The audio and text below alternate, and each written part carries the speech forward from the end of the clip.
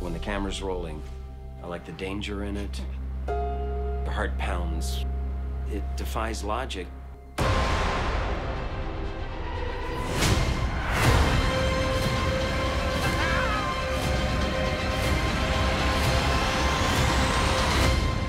It's thrilling to me.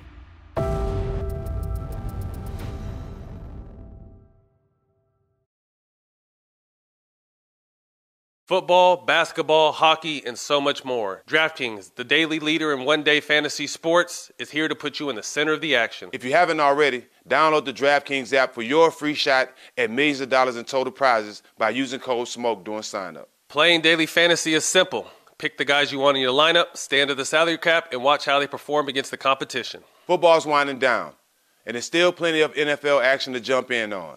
Every play, pass, score means more with DraftKings. Payday comes every day for players, so head to the App Store and download the DraftKings app now. Download the DraftKings Fantasy app now and use the code SMOKE for a free shot at millions of dollars in prizes with your first deposit. That's code SMOKE. Eligibility restrictions apply. See DraftKings.com for more details. Welcome back, man. Season 2 of All the Smoke. We got a real special guest. What's up with your Brody with the virtual handshake? I'm gonna tell y'all something that I never told nobody. I want all the smoke. Welcome back to another edition of All the Smoke. Our first recorded episode of 2021. We got a good one for you today. We got De'Aaron Fox and his agent, Chris Gaston. Appreciate you guys, man. Thanks for your time. Nah, appreciate y'all having us, man. Yes, sir. We were supposed to do this a while ago. Yeah, no doubt. So, De'Aaron, let's just get right to it. You're rich as fuck now. Congratulations, man. Hey, 5 years, $163 million extension, man. Congratulations on that. That happened fast. I mean, you're what, third year? This is your third year or fourth year? Fourth year. It's my fourth. Man, so congratulations, man. How is that alone, although we're in a pandemic, kind of changed your life? I'm sure you got a lot of people hitting you up and congratulating and asking for shit. Like, how has your life changed since you signed, enough money to take care of your family for the rest of your life? Actually, nah. I mean, since I've been in the NBA, man, it's been easy. It's really been easy. Like, you hear the stories about people always having people that'll get your number, hit you up, ask you for stuff, but I never really had that problem. Mm-hmm. As crazy as it sounds, I never really had that problem. That's what's up. But, California taking half of that shit, so. Oof. You already know. Fact. Hey, more than half of that. Hey, that's what people don't understand. Like, right from the jump, whatever number you see, slice that right down the middle. Yeah. And then there's still more. In California, you slicing more than half of that. For real. Yep. For real. That's what people don't understand. So, Chris, as someone who's trained him and now you're his agent, I mean, this got to be rewarding for you as well, to see, a good friend of yours, a client, a brother, sign a max contract only in his fourth year.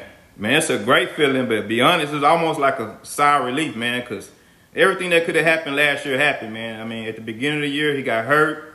We were stressing over that. Then, then Corona hit. So we like, man, is the season going to get completed? Then the bubble happened.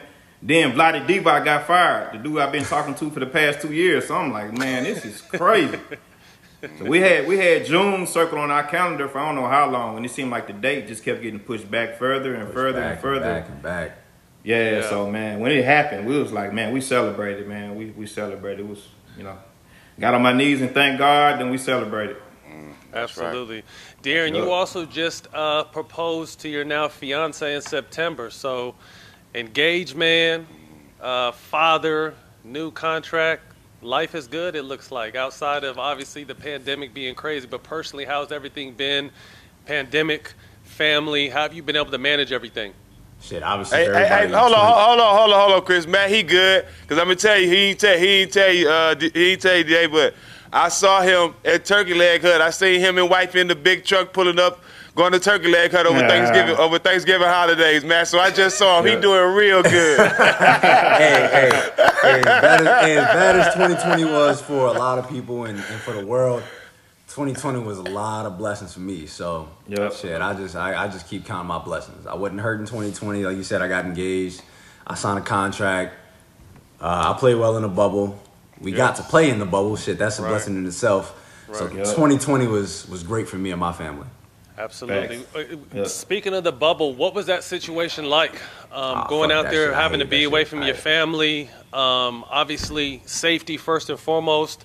Basketball next, and then also carrying on a social justice message, which I know you're prominent with because you were at a march that my brother Deion Taylor threw in Sacramento. You and your fiance now, and I think your youngest. How was it from a player standpoint, hooping, but then also having to do so much other stuff while you're isolated from the world? It's crazy. It was crazy. Obviously, a lot of guys have been doing stuff in their communities for forever now, as far as professional athletes go. But being able to do something like that really touched close, because I'm pretty sure all of us black men have had some type of run-in with police before. Mm-hmm. Yep. Rather, if we tried to avoid it, you didn't do much, fucking speeding, any type of traffic ticket, something. So just being able to do that was definitely a blessing. And it's stuff that's going to continue to happen. I helped my community before, outside of, social justice. But this is stuff that I think, obviously, we like doing it. We'd rather wish we didn't have to do it, but we know that, it's something that kind of comes with it. So for us just to be able to be in position to do that stuff, man, it's a blessing.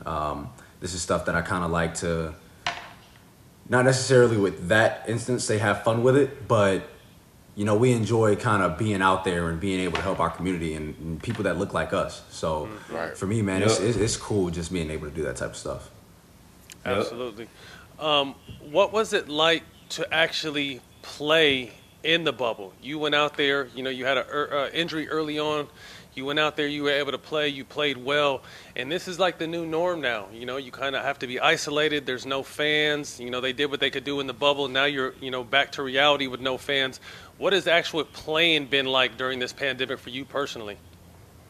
The bubble, man, the bubble's totally different from what we doing now. We playing it kind of felt like a theater, super dark outside of the court. But they did a real good job with the aesthetics in the bubble. Like that's one thing. But that experience was terrible.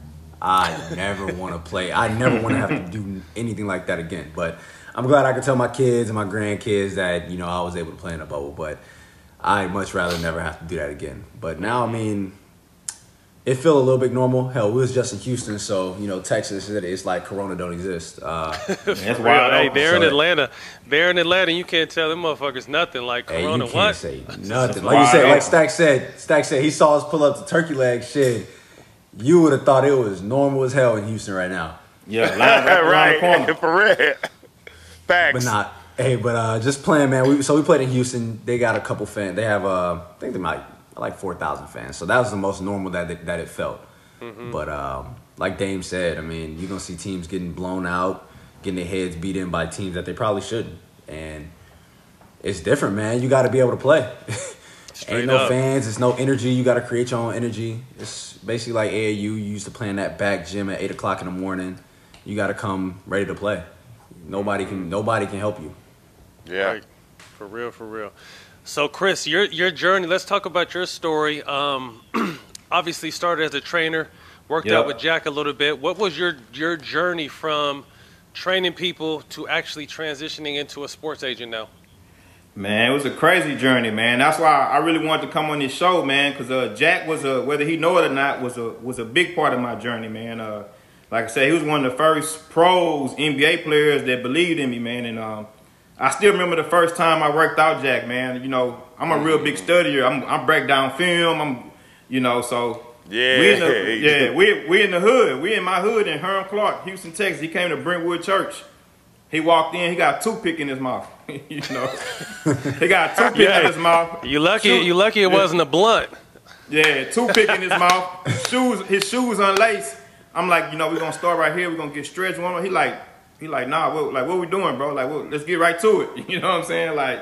And so working with a dude like that, you ain't got time to be stuttering and stuff. You gotta know what you're doing, because the dude, he's a pro. And so he pushed me, man, and like I said, Jack, that dude, he just give out his heart, man. He was a big part of my journey. Like one time, these probably stories he don't even remember. He had a camp at that gym. You still got that gym down there, Stak? That facility? I just sold it, but I know Steven Jackson Academy. Yeah, I just sold it. he had a camp down there. He like, Gas, need you to come run this camp. Man, about 100 kids running around, man, with 2 coaches. The 2 coaches. Man, we pulled up. I had the Chrysler 300, man. I was so broke, man. The window was bust out. I had a trash bag in my window, man. And it started raining. And Jack was like, nah, bro, we got to get your window fixed. I think he called somebody. They pulled up to the gym and that's how broke I was. But he gave me that opportunity. And ever since then, you know, it's been, you know, all love. A lot of shit. When I was young, Chrysler 300 was the whip. Yeah. That was the dope boy car. That was the dope boy car. You know, I got pulled over plenty of times riding that Chrysler. I'm like, bro, I ain't got no money.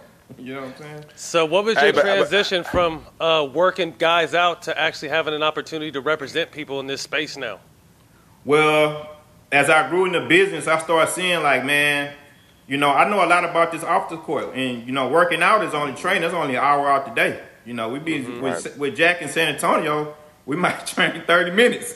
The rest of the day, we're kicking it. So I'm realizing, like, man, you know, hey, I'm seeing a lot of older white men who don't care about these kids, who just kind of looking at these kids as, you know, as a piece of meat or just a business. And I'm like, man, I'm actually with these guys 24/7, you know. And I was like, man, you know what? I want to get on the business side. So I kind of started as a consultant manager. And as we got deeper in the business, we were just dealing with a dude that was just bad news, man. Happy Walters. We was like, nah. It was just like, man, we can do this thing on our own. Yeah, we was like, we can do this thing on our own, man. And figured it out. Hey, what I recognized about Chris, though, what I recognized about him, what drew me to him was before I met him, I just seen, you know, I always tell you, Matt, I speak 3 languages: Spanish, English, and body language.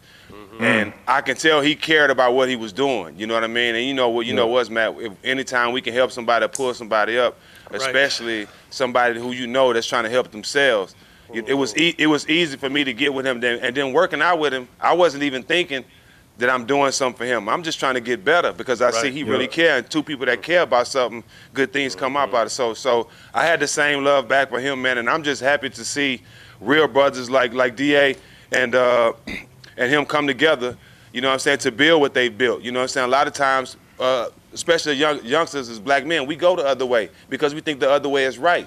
You know what I'm saying? But it's good to see them build something to get to where they at now. You know what I'm saying? I love to see it.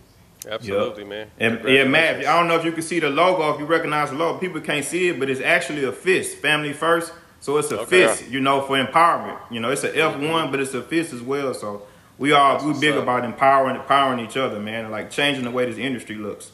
You know, absolutely. And it's up to us now. I think more than ever before, it was kind of just you were in a situation that had to be. Now we're able to create our own situations. I think LeBron has been a perfect example, not only of greatness on the court, but the ability to open doors for people he fucks with. You know what I mean? And put them in position. And like Jack said, without me really knowing you, Chris, the fact that you're trying to get it on your own and didn't just have your hand out, I know as a man, I'm always trying to help those kind of people that are really trying to get it, not just saying, yo, can I get this, can I get that, but I'm trying to get it on my own. So definitely respect for that. I'm one of them, Matt. I'm one of the niggas you help. Yeah, appreciate that, bro. You might, we'll keep it. I'll save that joke. Anyway, man. That's the first time you ever held a joke back. Hey, De'Aaron, quick turnaround from the bubble to the season now. You guys started right before Christmas, 72-game season. High expectations for you guys now. You guys got a young, talented team, but you can only say young for so long. You guys are expected to make the playoffs now. So what kind of pressure has that put on you as the leader of your team? For us, man, it's, at least for me, I can only speak for myself. It's not a lot of pressure. I mean, at the end of the day, I know we're talented. We can go out there and play the way we're supposed to play, and we can win basketball games. And I don't think with that comes pressure. So I think we shocked people the first couple of games this year, but we kind of hit a rock. But like I said, man, it's basketball. You got to turn it around.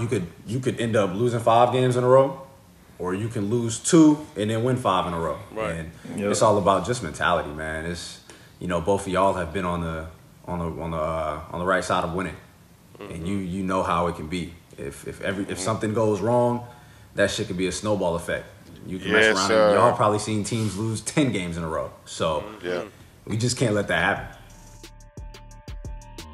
Football, basketball, hockey, and so much more. DraftKings, the daily leader in one-day fantasy sports, is here to put you in the center of the action. If you haven't already, download the DraftKings app for your free shot at millions of dollars in total prizes by using code SMOKE during sign-up. Playing daily fantasy is simple. Pick the guys you want in your lineup, stay under the salary cap, and watch how they perform against the competition. Football's winding down, but there's plenty of NFL action to jump in on. Every play, pass, score means more with DraftKings. Divisional playoffs this week, Jack. Another exciting weekend of football, and I'm rolling with the quarterbacks this weekend. I'm going with Aaron Rodgers in Green Bay, Lamar Jackson in Baltimore, and Patrick Mahomes and the Chiefs. Who you looking at for your squad? I think the players I'm looking at are Tom Brady's targets. You know, Mike Evans and Gronk. I think these two guys are big-time players, and we all know how the connection between Brady and Gronk in the playoffs, so I'm anxious to see. I'm going to throw AB in there for you, too, because he shut his mouth, and that dude is really out there playing some good football right now, so we can never forget how good AB is, and he's just another target for Tom Brady. Payday comes every day for players, so head to the App Store and download the DraftKings app now. Download the DraftKings Fantasy app now and use the code SMOKE for a free shot at millions of dollars in prizes with your first deposit. That's code SMOKE. Eligibility restrictions apply. See DraftKings.com for more details. You're going in your fourth year. Who are some of the, you guys don't really have a veteran-driven team, but some of the older voices of reason in your guys' locker room outside of yourself? Right now, I mean, we got guys like Glenn Robinson, Harrison Barnes. Mm-hmm. You know, these guys have been there. You know, Harrison has a championship. He's been to a few finals. Corey Joseph, he's been to a few finals, has a championship too. So they've been through it. They've done all that. I make fun of Corey. I think Corey's 29, and I'm talking to him like he old, right? Because he was in San Antonio. He was in San Antonio when he won, and then when they lost to Miami. So I can always ask those guys questions, man, all the time. You know, I got their number, see them every day, and they're always open. They're always open to it. So, I mean, they're closer to my age than I really think, but they've been in the league for 10 years already. Right. But those guys, man. Corey's solid, though. Yeah, super, man. It's crazy. It's crazy how much guys really want to help you in this league. What has travel been like for you? You guys have kind of set up a new schedule where you're playing, you know, the same team maybe back to back, or you'll stay in one area and do a couple games. What is that? You know, that was one of the things for me towards the end of my career that I hated. You know, we were always on the road, and I just didn't like that shit. What has travel been like for you guys now that obviously the pandemic has hit? Hey, that's probably the worst part of how we're doing it right now. You know, seeing the same team in a back to back, or hell, now in fucking Denver, you couldn't eat inside of buildings. Like, oh my God, you got on the plane, you couldn't eat inside the plane because of the COVID stuff, and it's. Y'all couldn't eat on the plane either? No, bro. Like because I mean, you know, some states are 10 times more strict than others. Right. Whereas I'm thinking, motherfucker, I just practiced with him, but I can't eat next to him right now. So that's great. But we're not gonna get into all that. We're not gonna get into that. That's crazy. But yeah, it's. I wouldn't say it's a shit show. You know, the NBA's doing what they can with it, but that's the most difficult part about the traveling and everything this year. That's crazy. Question: this is something that, you know, Jack and I were big on during our career. You know, we were known for guys that, you know, we wouldn't flaunt it, but we use cannabis. The NBA is getting to the point now where they're not testing for it. What are your thoughts on cannabis in sports and athletes? You know, we all know, you know, guys in all professional realms use it. What is the thought around the league now that they're starting to relax a little bit on the regulations? I mean, I don't think they even really care. You know what I mean? Like, so many states, it's legal, man. It's weed. Motherfuckers drink worse than that. I don't think, nine times out of 10, people really just don't care. And y'all know how the program in the league work, man. Yeah. Do they really give a fuck? Like, they really don't give a fuck, like, at all. It's just either don't get caught or, you know what I mean? But a lot of people just use, you know, you can use THC and all this other stuff that is actually healthy for you. It helps you. It won't come up on drugs tests because it's not a drug. And I personally don't really care. You know, people gonna smoke anyways. At least in this league, you ain't really getting suspended for smoking fucking weed. Yeah. Well, that's new. That's new because, like I said, when me and Jack were in it, you know what I mean? That was the one thing we pushed because, You know, I had got in trouble. I think, did we actually get in trouble together our first time in Golden State in 07? Yeah, because you had me drinking that liquid shit and you had me thinking it was going to give me the pass, and I failed. But that's because you smoked the whole, I mean, the liquid could only do so much. You smoked the whole motherfucking pound thinking the drink is going to flush your system. You can't blame that part on me. But no, this is... You know, this is something, you know, De'Aaron, for me, you know, Jack came in the league late 90s. I came in 2002. When you first came to the league, it used to be just one preseason test, and it wasn't talked about. It wasn't promoted. They didn't say go smoke weed. They just didn't test for it. And then around 05, 06, they started 4 random tests. And to me, it was always fucked up because just like you said, you got guys drinking, you guys got guys popping pills and doing other shit that is obviously detrimental to their health, but then they wanted to penalize us for smoking a joint or smoking a blunt, and it always tripped me out, you know what I mean? So since we both retired, and then our brother Al Harrington, shout out Viola, that's kind of been our mission, you know what I mean? To let people know it's not so much about the getting high effect of it, it's the benefits of it and the education of it, the understanding of it, that really, you know, you want your athletes to have the best advantage. And to me, cannabis was always there for me. So I dodged a lot of bullets, quote unquote, throughout my career because I knew that smoking was, I wasn't someone who popped pills and I wasn't a big drinker, so smoking was it for me. Yeah, and then, you know, like CBD is huge, man. CBD is huge, helping you for recovery and things like that. So, I mean, it's only positives that's come with it. I don't see a single negative in it. And you see the NFL ain't testing for it no more. The NBA isn't testing for it at all this year. They never tested for it during the summer, so I don't know why it mattered during the season. So right. I think sooner or later, man, all sports are gonna stop testing for weed. There's never really a reason to. But bro, I'm gonna tell y'all what happened. They was cool on everybody smoking until players start being unprofessional, getting pulled over with it in the car, getting caught in hotels with it, doing stuff like that. So they had to start testing it because it was making the league look bad. It ain't about what you do, it's how you do it. Yeah. And me and Matt are testaments to that. We always did it the right way. We never glorified it. We never did it for people to see. It was always a recovery mechanism for us so we can play the next night because we always played harder than the next person. So a lot of people didn't understand that, but I'm glad the world and all of sports leagues see it now. And any of you, just cause you're doing it now that it's legal, I mean, like Jack said, there's ways to do it. So if you're on the road smoking, either smoke on your balcony, go in your bathroom, cave yourself in, have some candles. Make sure you leave a tip for the maids because they're coming in there cleaning up the ash and all that shit up. So all that. There's always been ways of doing it, you know what I mean? And lucky, you know, knock on wood, Jack and I were never, you know, in trouble for it. I mean, like I said, I got fined a couple of times and it was on the low. It was never a public thing. But like I said, we just moved a certain way with it. And like Jack said, some guys are moving reckless with it. And anytime you're moving reckless with anything, you know, it's shit, we high now. I mean, hell, you see it in the media where, especially in the NFL, where guys that get suspended for now, everybody making fun of them for smoking fucking weed. Like, yeah, it's like, come on now, it ain't even. It's really not serious. It's not that serious. Yeah, absolutely. So shout out to my mama. She off it right now too. Shout out to my mama. She on one? Oh, she back. She on one now. Yeah, Judy. Yeah, Judy. Yeah, Judy. Jude. She in PA? Yeah, she in PA. Yes, sir. Yes, sir. Yeah. Yes, sir. So let's take it back to your roots. You know, came up in New Orleans, went to high school in Texas. 504. Was basketball always the goal? Did you play other sports? Talk us through growing up and finding your footing in basketball.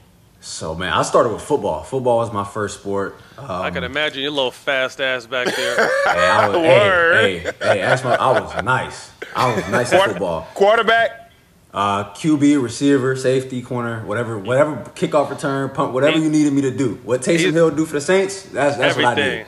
Hey, this motherfucker could throw the ball up to himself. Go catch that motherfucker. I did all that. But, I started with football. Then we got to middle school, and I started thinking, man, and I was already in Houston at the time. So I'm like, man, it's hot as shit outside. Oh, my God. Say, you know, in middle school, second day of school is tryouts. So I actually had my cleats and everything. Like, yo, I'll still play. Like, this would be one of my last years. I go out there, man, they were sorry as fuck. So, hey, I swear to you, they were trash. 7th grade, 8th grade didn't win a game. So I'm like, yo, I'm not playing. Like, I'm going to just stick to basketball. And then, shit, from there, it skyrocketed. Hell, Baylor was in my gym, was in my middle school gym in 8th grade. Damn. So I'm like, shit, maybe I picked the right sport. But I'll say the reason I really quit playing football is because it was hot as hell. It was too hot. And in the gym, we control the temperature. And in football, I say fuck that.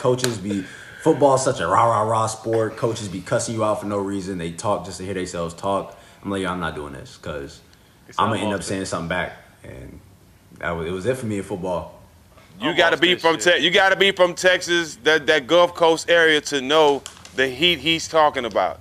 Man, he ain't talking about when you go outside, oh yeah, I can wear shorts today. No, this is the heat where you taking 2-3 showers a day because every time you go outside, you damn near caught a heat stroke or caught a heat stroke. I'm telling you, it's that hot, bro. That water coming out, that heat coming out that Gulf is one of a kind, man. You know what you needed back then, Jack, was the Manscaped package with the ball toner and the ball wipes and everything. Keep you fresh. Yeah, but it wasn't gonna work because you would do it, and then as soon as you step outside again, you're gonna start sweating again. You might have to use the ball wipes under your arm and shit too. Fuck it. Hey, you gonna need that pretty boy mist more than anything to cool y'all, man. Man, you gonna need that more than anything. So even then, it's just blowing that nasty ass heat right back on you. So it wasn't even gonna help. So highly decorated in high school as far as basketball accolades, played in every game, won MVPs. When it comes down to recruiting, who were your final 4 or 5 teams that you really gave consideration to going to school for? So my final was Kentucky, Louisville, Kansas, LSU, Arizona. So, funny thing, I knew where, and I feel like a lot of times kids just waste time, you know what I'm saying? We want to take visits, visit these campuses, do all this shit. So, I knew where I was going the whole time. So I'm like, shit, I'm about to go, you know, spend the college's money. That shit ain't on me. Go have a good time. Take my parents, take whoever want to go on these official visits. But the whole time I knew I was going to Kentucky. So nice. Whole month of October, my senior year, I went on a visit to LSU, Kansas. Went to USA, the little USA mini camp in October. Then I went to Louisville, Kentucky. And I said, yo, I'm tired as fuck. Like, I'm tired of all this traveling. This was weekend after weekend for 5 straight weekends. And then I had to go to Arizona, and I canceled the visit. I already knew where I was going. So I canceled that and ended up committing to Kentucky in November. What was it about Kentucky that had your mind made up from the jump? Was it the one-and-done pipeline? Was that something you had told yourself you wanted to try to do? That was definitely the main reason. Second reason, that was actually the only place that was the place I knew I was going to play. So Louisville had just got in trouble for the stripper shit. So my mom was like, you ain't going there. Shit, Jack would have went there if he knew about some stripper shit. Yeah, I would have signed that day, Matt. I would have signed that day. Oh, y'all got in trouble for strippers? Tell him Jack's damn the program. Town, baby. Damn hooping. But yeah, so my mom was like, you ain't going there. I took a visit to LSU because I wanted to go to Baton Rouge for a weekend. And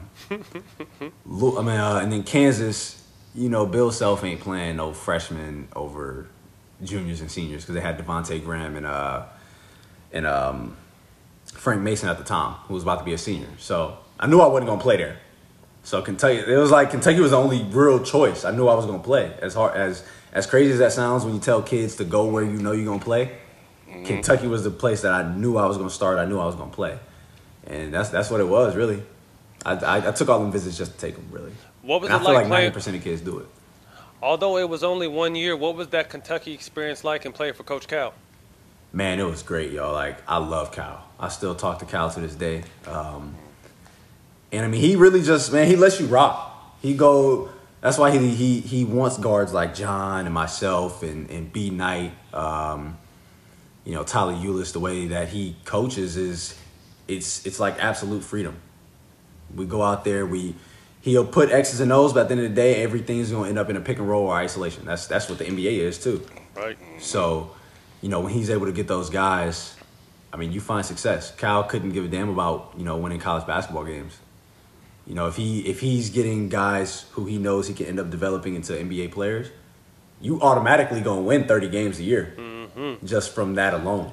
Got those caliber So that's players, that's right? what I loved. That's what I loved. Yeah. You came in, you earned everything, he made you work, and shit. At the end of the day, I was a top 5 pick. Bam and Malik were lottery picks, and that's all you could ask for. We lost in the Elite Eight. Obviously, we was mad as hell, but that wasn't gonna make me stay. That for sure wasn't gonna make me stay. So we lost by a buzzer beater. Cal brings us in about 20 minutes after. he said, all of y'all are gone. He brought us all in there. He said, yo, y'all are done. Y'all not coming back. If y'all need us, y'all got our numbers. We'll help y'all with it, whatever. But y'all not playing another college basketball game. That was you, Bam, and who else? Who was the third? Malik Monk. Malik Monk. Malik Monk, yeah. Yep. I said, Cal, you ain't got to tell me twice, nigga. I wasn't coming back anyways. So take it back real quick before you guys bounce. So you guys, SEC tournament MVP. You obviously make a run to the Elite Eight. You have a big matchup in the Sweet 16 against my alumni and Lonzo Ball, who was, it was you two at the time as far as point guards go.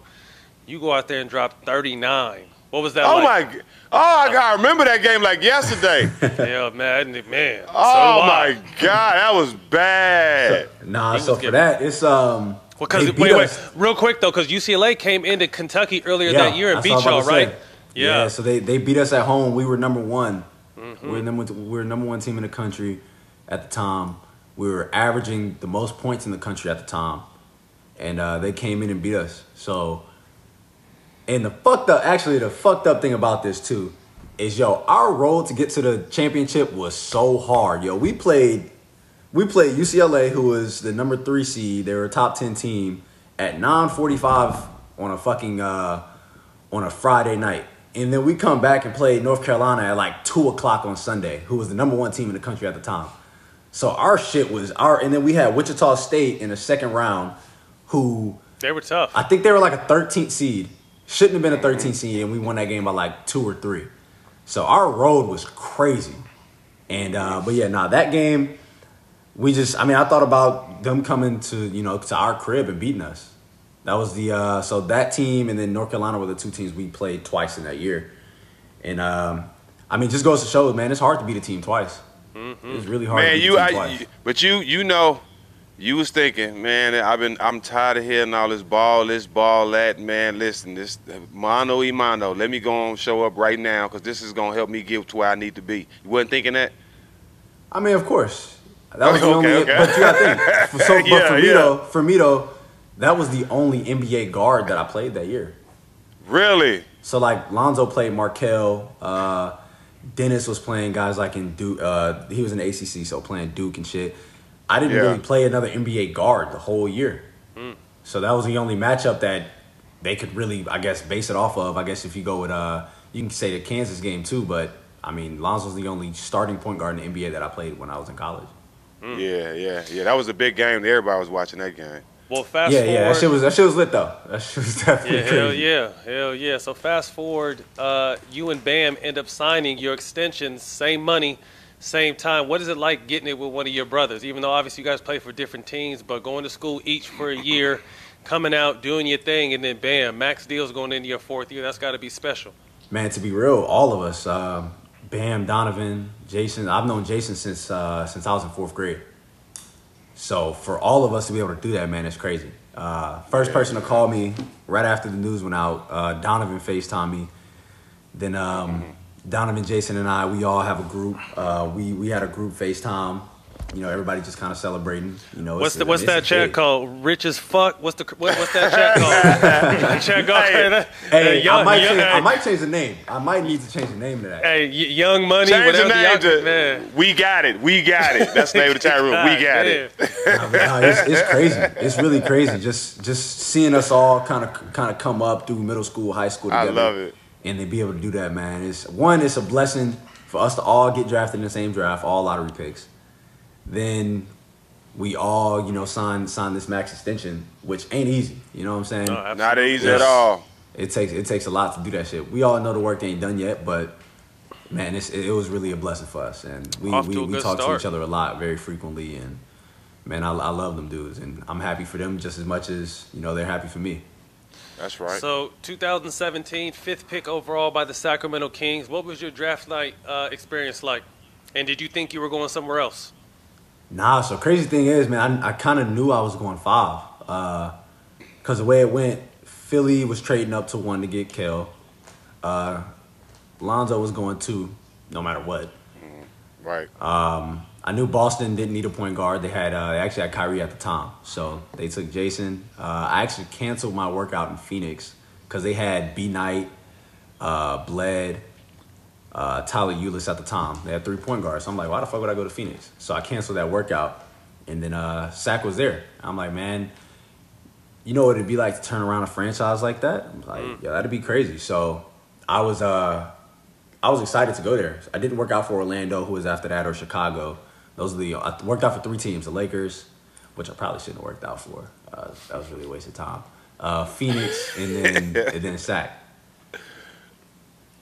And you knew there was there. So I was, I from the Bay Area and then moved to Sac at 9. I was always a huge Laker fan. But once I got there and understood how passionate those fans are about their team, because there ain't shit else out there. Like, as you know now, there ain't much to do out there. Obviously, in COVID, there's nothing to do, but there's not much to do. But the one thing I will say is that fan base is special. And when you're a young player and leave it all out there on the court, they're going to love you. So what has that been like? Obviously, this year being different, but your first couple years in a process of trying to turn a team around. But what was that fan base, and how supportive have they been of you? Shit, my first year, we were bad. We were real bad. And, we selling out just about every home game. Every night, though. It didn't matter. That's how much they loved it. Yeah. You know what I'm saying? You anywhere you go, you're going to have Sac fans. I'm from Sacramento, man. I love the Kings. Everybody will bring up the, obviously, the Chris Webber and the Mike Bibby days. And, wishing to get back to that. And, that's what I'm trying to do. That's what I'm trying to bring back to this city. And, you really just hear the passion in these guys, man. It's like... It's a different type of love for this team. Obviously, I think our soccer team just went MLS, but it's Kings, man. It's Kings fans all over. Hard. They're they really die hard. So what's it like being only in your 4th year, but being somewhat of a vet now? You got a young player like Tyrese Haliburton, who's hurt right now, but having younger guys turn to you for advice when you're still a young guy. Hey, I be feeling oldest. I'm 23. I be feeling old, yo. I feel like I've been in the league forever. Man, that's crazy right there. Come on. Hey, but what was you doing at 23, Jack? I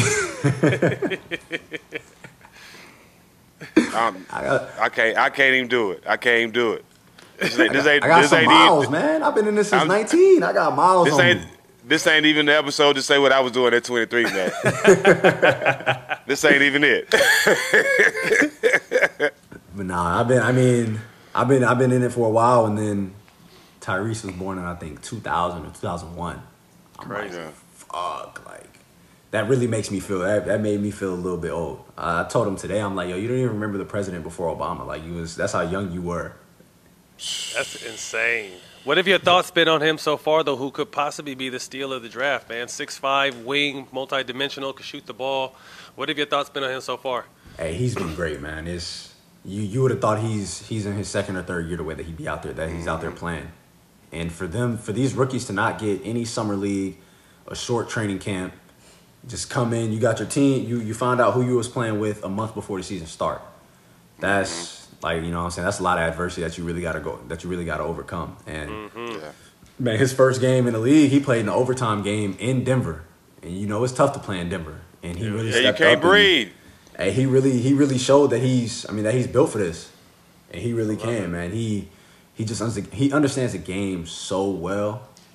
He runs pick and roll extremely well. He's a good shooter. Like you said, he does everything extremely well for us. And, we're missing him right now.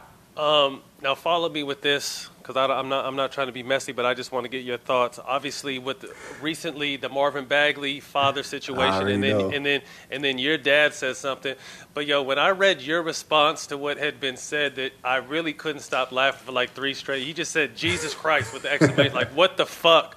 Now we're in a new age, obviously, where I commend any fathers that have their kids back, and I understand the whole thing, but I don't think dads, because they're new to the social media game, understanding the power they have at the palm of their hands. So they're tweeting things that they may tell your mom or your family, or not even your family, but other, Marvin's dad doing what he does. How do you guys keep that energy out of the locker room and keep you guys on the same page? Because the parents think they're just speaking, but they're not realizing that what they're saying is going to go around the world and on every news station and get all kinds of coverage. Yeah, man, I saw it 15 minutes after the tweet went up. Jack, you see his response? He just said Jesus Christ. That shit I had me did. what the? He's like, what the fuck is going on? Because, yo, I'm getting tagged and shit. I'm like, yo, what's going on? So I see it on Twitter and I'm on FaceTime. I was actually on FaceTime with my fiance at the time. And I see that shit. I'm like, bro, what the fuck? I'm like, yo, now I'm about to be pulled in some shit that I didn't want to be involved in. Right. And so I text my dad. And then I text the group with my dad, mom, and brother. And I'm like, yo, y'all can't do this shit. Because regardless of if anything y'all say, motherfuckers not going to ask y'all. They going to ask me about it. Right. And I'm like, yo, y'all got to start thinking about me before y'all put anything on the internet. Absolutely. Exactly. And the thing is, I know my pops. You know, Mississippi born and raised. Mm-hmm. The second he probably saw that tweet, he like, let me tweet this shit. And did it. I know he did. He ain't think twice about it. Right. But for your question, with the locker room, we said something about it, but nobody's really worried about it, to be honest. Yeah. You know, his parents, it ain't nobody's thinking about that at all. And people think, I'm trying to do I'm just trying to, say it to the media. But I told my people, yo, no one fucking tweets. Nobody give a fuck about that shit. Right. Nobody think about that shit. We had a practice. We had a game. Nobody's thinking about that shit. Obviously, we got our ass whooped yesterday, but we just got our ass whooped. You know what I'm saying? Fucking Kelly ain't made it. And me and Kelly played together. We played AAU together, but Kelly was fucking 1 for 40, and he hits 4 threes against us. You know what I mean? It was their night, and they played better than us. But as far as that tweet, that the Twitter stuff goes, man, nobody was worried about that. None of that, but there's no room for none of that in the locker room, though. You know what I mean? Not at all. There's no room for none of that. And then again, Matt, I'm gonna say this: shit, if Marvin didn't throw hands with Dame, shit, ain't nobody better not throw hands. Everything better be cool in that locker room. Well, I think it's also, like a teaching moment, for parents. You know what I mean? Well, he had to pull up on his mom, dad, and brother. You have to realize, although you may feel this way, you know what I mean? It's me that you have to think about because your name won't be in the paper. They'll say, obviously De'Aaron's dad, but it's De'Aaron that's in the spotlight, and it's similar to criticism that LeVar is taking because he's speaking on behalf of his sons, and his sons are like, yo, what the fuck? People are thinking this is me, but it's not me. And so it's like you said, it's a new age, and I think this is going to become the new norm. And I'm glad you guys were able to put the fire out because you got to be able to block the good and the bad out in that locker room. Only the motherfuckers. I saw Luke Walton talk about it. I played with Luke, and I'm old school, so I know the deal. All the outside noise. This nigga's crazy. It's sorry ass. This dude is crazy. Hey, but that ain't even more. That ain't even Bagley. Yeah. Hey, that ain't even Bagley MO though. He a laid back cat. You know what I'm saying? That ain't even him. That's the little homie. He ain't even no. You know what I'm saying? Conversational guy like that. You know what I'm saying? So I knew. You know what I'm saying? It was all gonna go away. But just the fact that people on the outside, like y'all say, they got to pay attention to stuff like that because it can affect a locker room, not knowing. Yeah, and for us, man, if we would have won that game, shit would have been over.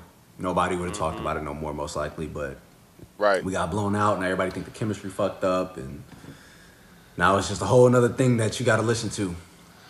Only way to right that ship is to win. But what was it like catching Steph's on a motherfucking tear right now? People have been talking crazy to him, and your team was one of the teams that had to pay the consequences for it. What is it like playing?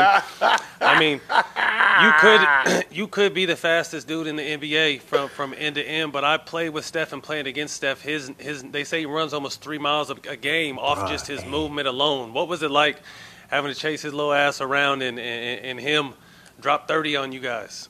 Guarding him is like hell. Because because they don't even really. I mean, they run a few plays, but if Steph don't have the ball, the person who got the ball looking for Steph. If Steph don't have the ball, and niggas who don't have the ball looking to screen for Steph, he don't stop at all. Ever. And if he start walking, you know he about to take off. You know you're in trouble. Well, I saw catching him right after 60. Oof.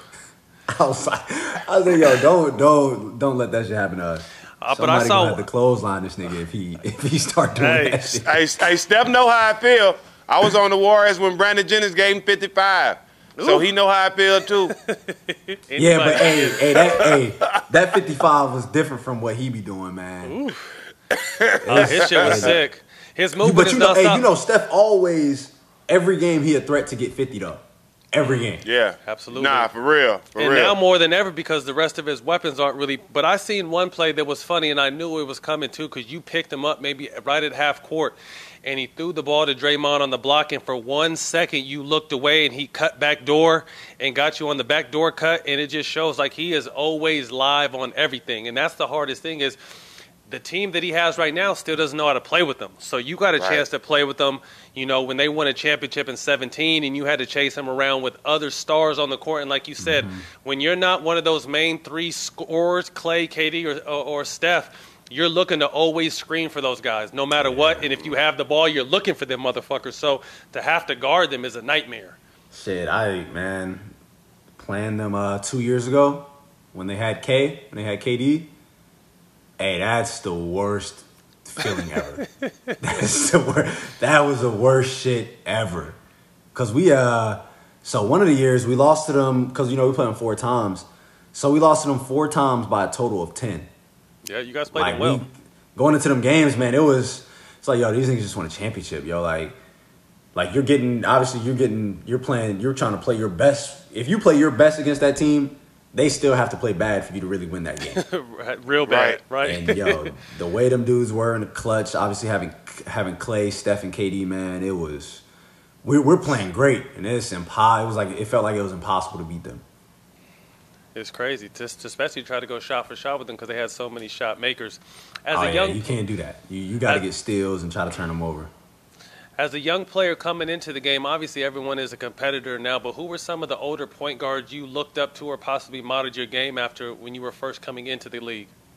So when I first got in the league, guys that I really watched was like Russ, Kai, CP. Obviously, they all played a game extremely different from each other, but they all had different ways of really affecting the game.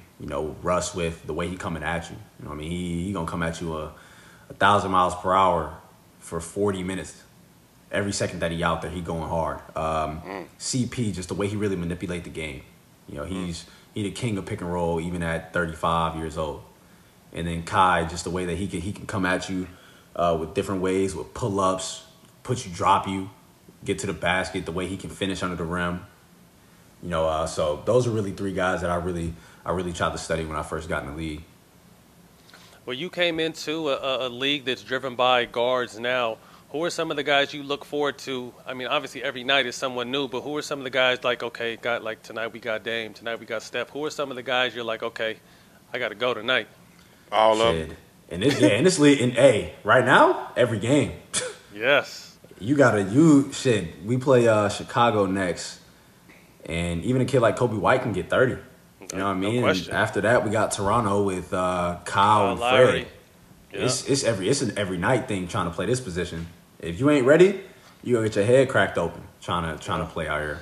Well, that's how it was. That's how it was with us with wings. When me and Jack were coming in, it was a wing-driven league. Your 2s and 3s were your go-to guys. Now it's more point guards. But that's what I'm saying. Every night for us, it was KD, Melo, D-Wade, Kobe, Ginobili, T-Mac, Jack, Artest, like you name it.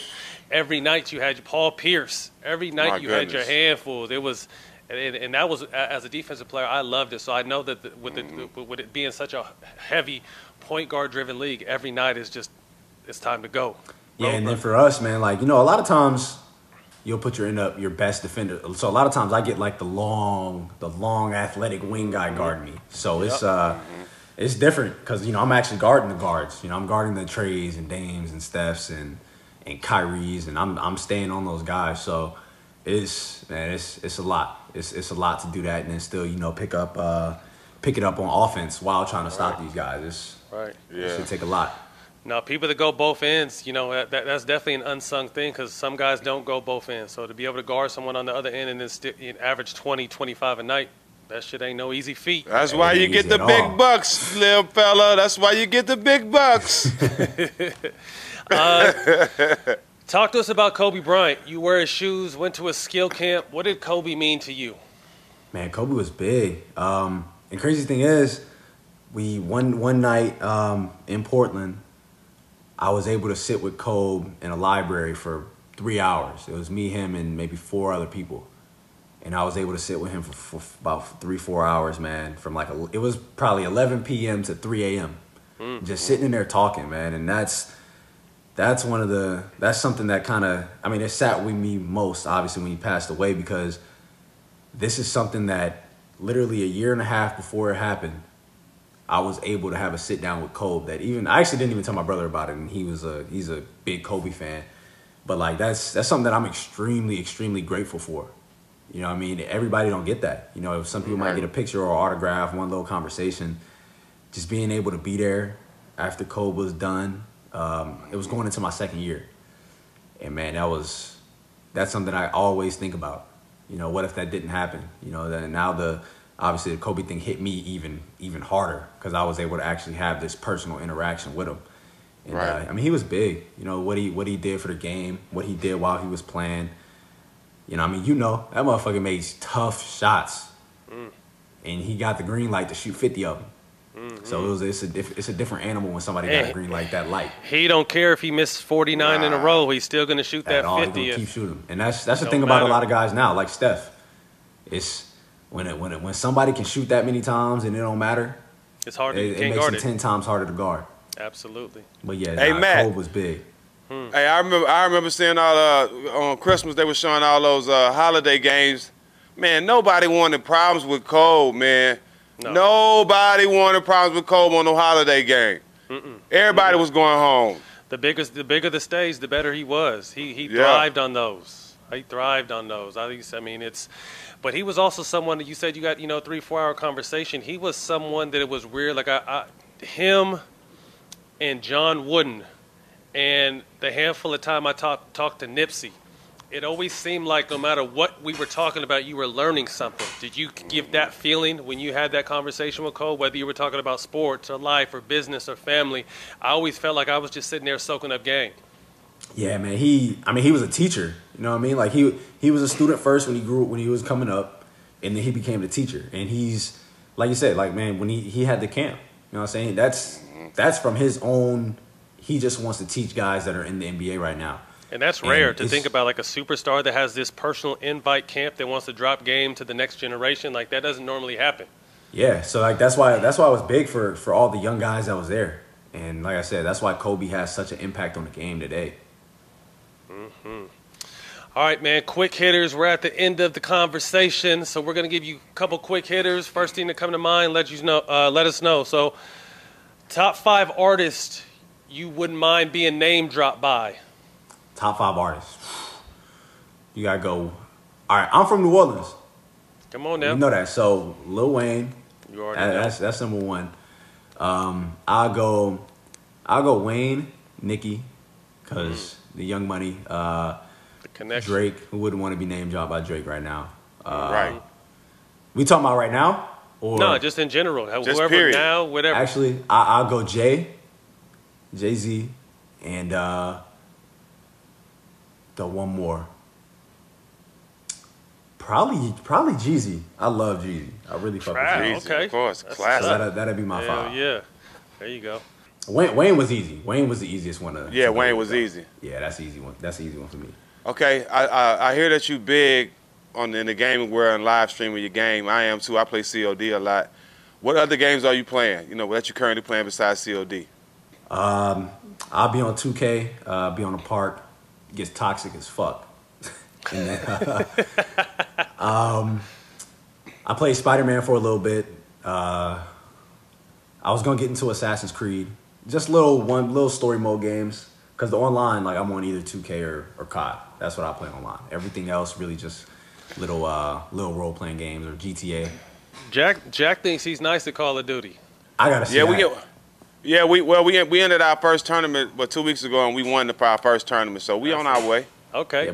Talk that shit then. We on our way. Gaming, like a little gaming league or what? Yeah, it was actually a COD tournament. 20 teams. That's tough. Warzone?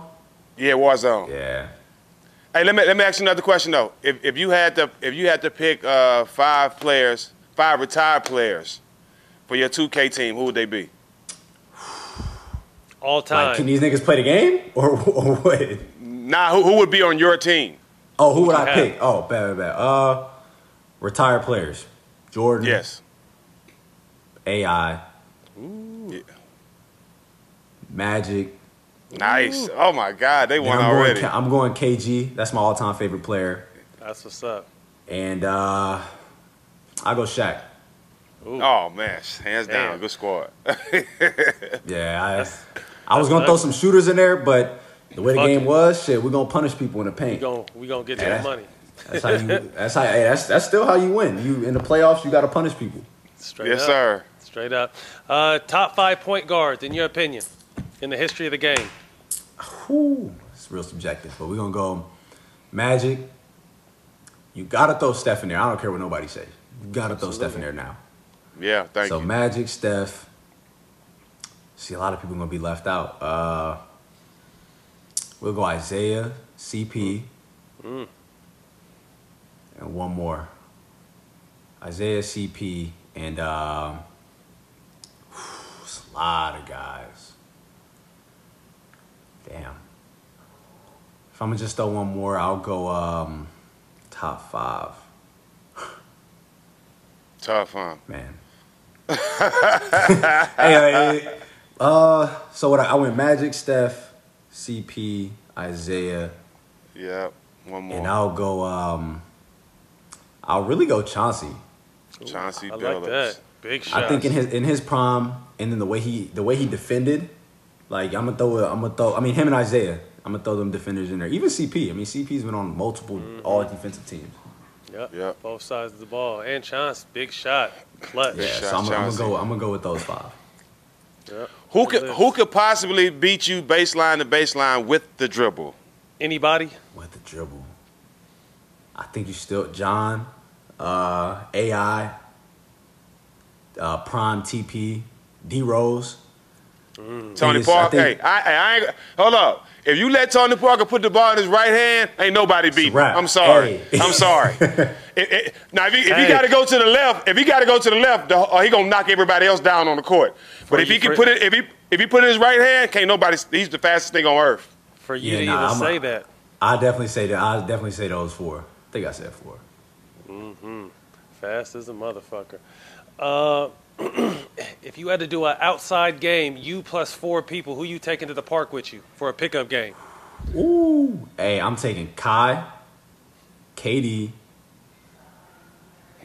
outside game. Shit, if I could take Cole, I'm taking Cole. These are just people who can hoop anywhere. You know what I mean? Yeah, right. Hey, I'm gonna say this. I'll take Will Barton, Philly guy.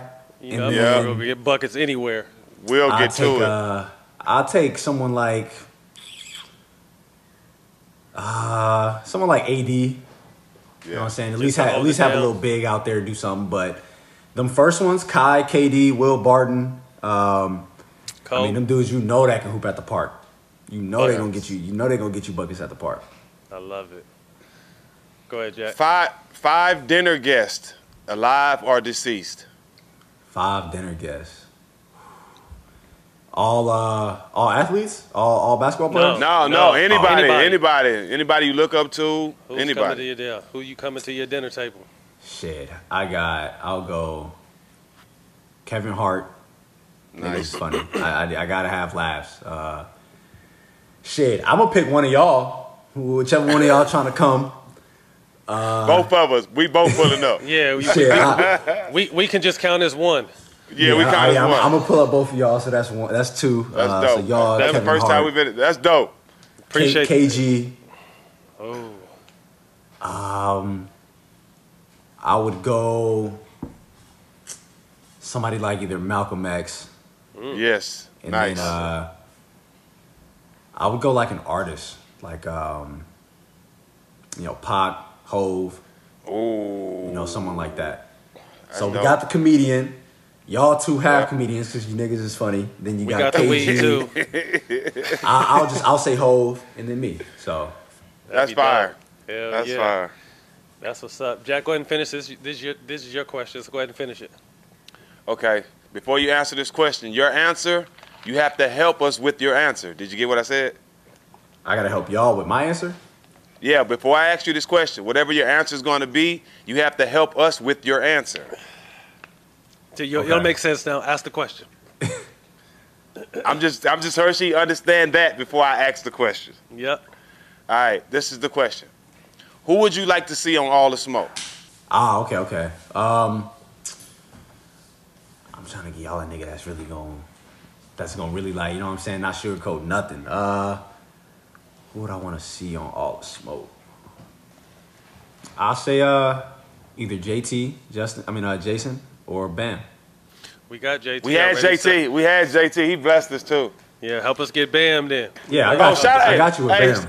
Hey, shout out to JT too. JT sent me a shirt that he wore to the playoffs with a picture of me in my Clippers jersey with George Floyd's name on the back, man, to show love to George Floyd. So shout out JT. I for sure remember that. Yeah, I just got it last week, so appreciate it, bro.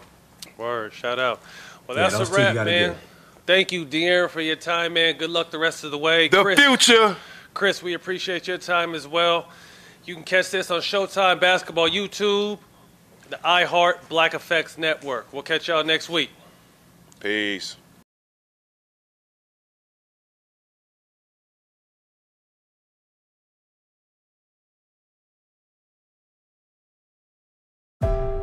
When the camera's rolling, the heart pounds. It's thrilling to me.